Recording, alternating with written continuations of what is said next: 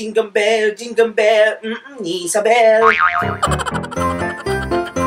Hi guys, Potscort here! At alam nyo namang Christmas season na at siguradong ubos ang pera ninyo. Samahan nyo ako ngayon para pag-usapan natin ang iba't ibang pamamaraan para makatipid. Pagtitipid sa tubig. 1. Imbis na idura ang huling mumog sa pagsisipilyo, siguraduhin lunukin ito. Mayaman ito sa fluoride na makakabuti sa katawan at minty flavor pa ito. Number 2. Ang pinagbanlawan ng medyas ay maaaring gawing pansabaw sa tinola o sinigang. Ang karagdagang asim at alat na galing sa medyas ang magpapasarap sa lutuin. Kapag naliligo, gumamit ng batya para masalo ang tubig na pinangbuhos sa katawan. Pagkatapos, ay ibalik sa drum para magamit ng susunod na maliligo.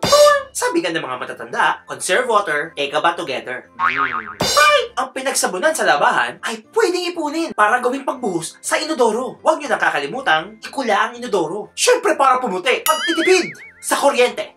Maghanap ng kapitbahay na marunong magkabit ng jumper. Makipagkaibigan sa mayamang kapitbahay. Nang sa gayon, ay pwede kang makinood sa kanilang flat screen TV. Matutong gumawa ng mahabang extension cord na aabot sa outlet ng kapitbahay. Isaksak mo at gamitin ng walang humpay. Uluputan ng kadena at ikandado ang ref. Siguraduhin every week lang ang pagbukas nito. At maglagay din kayo ng log sheet kung sino man ang mapangahas ng magbubukas ng ref nang wala sa araw. Ibitin nyo siyang patiwarik sa puno ng kalachuchi at lagyan ng efficacent oil ng kilikili niya bilang parusa sa pagbukas ng ref. Di lang tipid ito sa kuryente, makakapag-diet pa kayo. Oo! Magtunaw ng 1 kilong asukal sa 1 tasang tubig. Palamigin at ipaligo sa metro ng kuryente. Siguradong pagpepiestahan ng mga langgam ang metro. Nang sa gayon ay bumagal ang paktakbo nito. Pagtitipid sa pamasahe. Maghanap ng shotang may sasakyan at araw-araw magpasundot hatid o hatid sundo.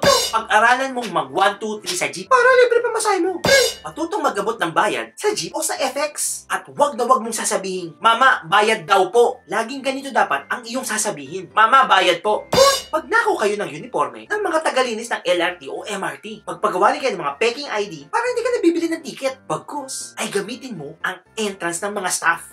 Magpagawa kayo ng mga peking school IDs para magkaroon kayo ng mga discount sa pagsakay sa mga public transport. At yan guys ang mga tips ko para kayo ay makatipid dahil ubus-ubus na ang pera nyo dahil natapos na ang Pasko. At syempre, good vibes lang to. Syempre, huwag nyo naman siseryosan yung mga pinagsasabi ko dito dahil jokes are half meant.